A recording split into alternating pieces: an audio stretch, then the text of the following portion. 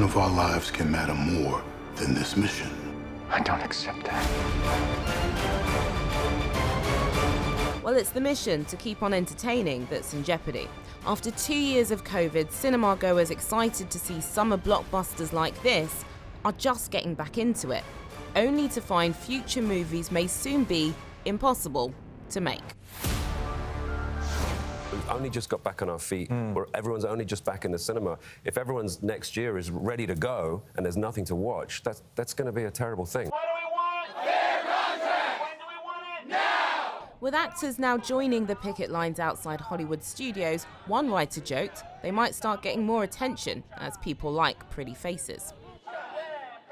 Well, of course, what happens in Hollywood doesn't stay in Hollywood. It's going to impact places like this. And say there's a retake that needs to be done on a film because there's a mistake. Well, that's not going to happen because no actor's going to go past the picket line. And there's another thing. Actors want reassurance about AI and that their performances won't be replicated by artificial intelligence. Without that assurance, they're not going back. Hey, Barbie. Can I come to your house tonight? Sure. What if AI wrote parts of the script for the new Barbie movie? What would that sound like? Writers also want to make sure technology doesn't overtake them like it has in the past. The studio's response has always been the same, which is, it's too new. We can't negotiate on this yet. Wait another 3 years and then we'll get back to you. They did that with VHS residuals. They did that with DVD residuals. They did it again and again with streaming. The thing I think most people don't realize is these contracts with the studios that we're currently striking over, they come up for renewal only every 3 years.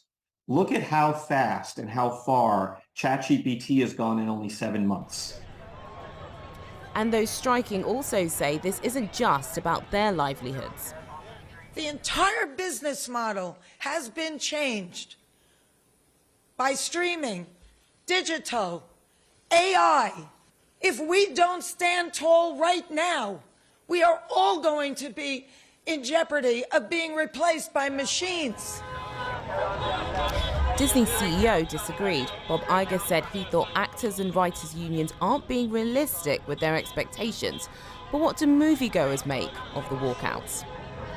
I think it's really important what they're doing. In the light of streaming services, I've always sort of wondered how actors and writers and everyone that goes into making a movie gets paid.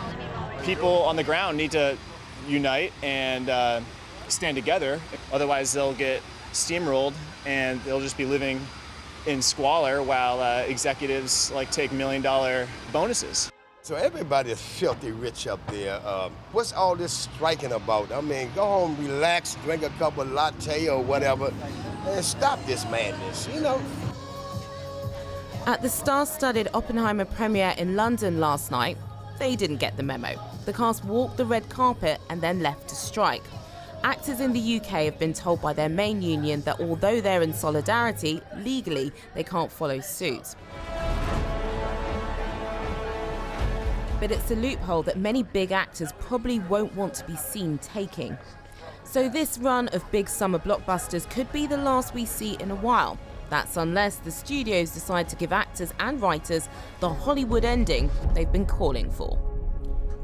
Well, I've been speaking to Brian Steenberg, the TV editor at Variety magazine, and Lee Burkeen, a partner at an LA entertainment law firm whose clients have included Mel Gibson, John Oliver and Rob Delaney. I began by asking Lee Burkeen whether she thought writers and actors are united in their battle against the studios. Well, I think they are pretty united in the sense that there's a feeling of, union solidarity. I mean, it's amazing how quickly these labor disputes sort of throw back to the 1920s. I'm not sure that everyone in the rank and file actually understands what the issues are with respect to AI. And it's not clear to me. And when I talk to actors and often writers, they have some misunderstandings about what is actually at stake.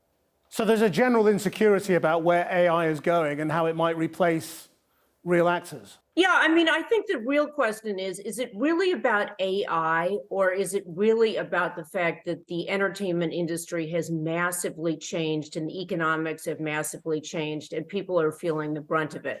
Many fewer episodes, terrible residual structure, that sort of thing. And I think AI has been lumped in with it, particularly for actors, when it's, in my view, a bit premature, because no actor that I represent has ever signed a contract that allows the studio to use their performance or their name and likeness for anything other than the specific performance that we're entering into a contract to. Brian Steenberg, I mean, what are the structural issues then that have brought people to this amazing position where Hollywood is effectively shut down? Well, look, there's a great deal of concern over how to get paid and make money in today's world where you're depending upon streaming video rather than movie theaters and television networks.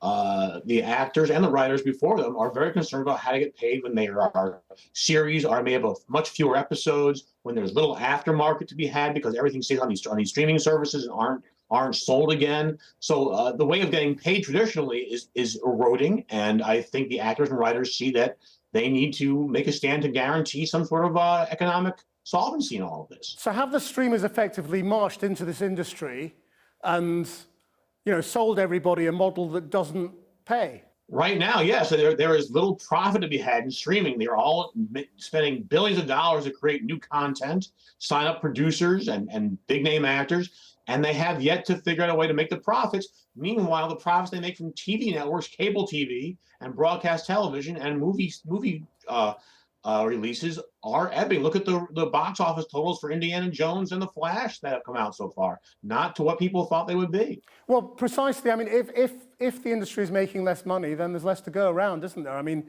aren't new working practices, smaller writers' rooms, more freelancing, all of that, aren't they just an inevitable product of an industry with less money to spend? I think that's the studio take. I think the writers and actors would say, wait a minute, we're part of this as well. If we're your partners, you can't make it without us. Therefore, whatever you're making, we should be making part of as well. And I think that they're pointing that despite these difficulties, you see these CEOs like Bob Iger and Bob Bakish making tens of millions of dollars every year. And I think the actors and writers say, hey, maybe if there's less money to go around, there is less money to go around. Let's figure that all out.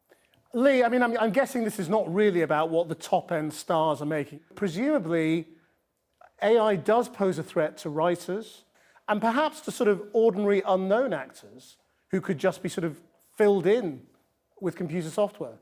At the beginning, tech companies came to Hollywood, offered people enormous amounts of money to eliminate their back end and get them to agree to many fewer episodes over a longer period of time. And so they agreed to that. Now, inevitably, because it isn't as profitable as people hoped, in fact, in many cases, it's not profitable at all, those numbers are being cut way back. And so there's a dramatic decline in compensation and work. The AI part of it, I think it is a serious threat for writers. Television right now is evolving, especially in the streaming services, to look much more like the way television is produced in the UK, with smaller staffs and so on.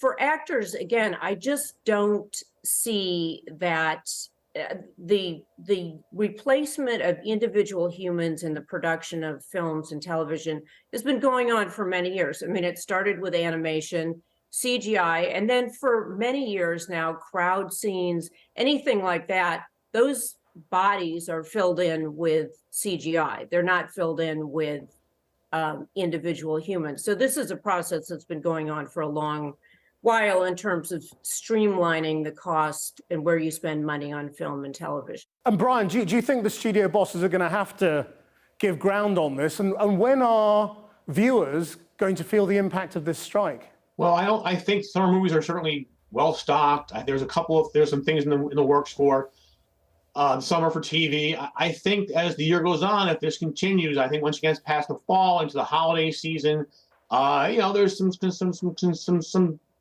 well-founded concern about what people are going to be able to watch in the scripted arena. I think you'll see more of emphasis on news, sports, game shows, unscripted fare. You might see studios start to license series from overseas for American use and vice versa, things that people haven't seen before in certain countries. But there's a demand for fresh content by advertisers, by cable and satellite distributors. And I think the longer this goes on, the tougher it's going to be for both sides. Brian Steenberg, Libra Keane, thank you both very much.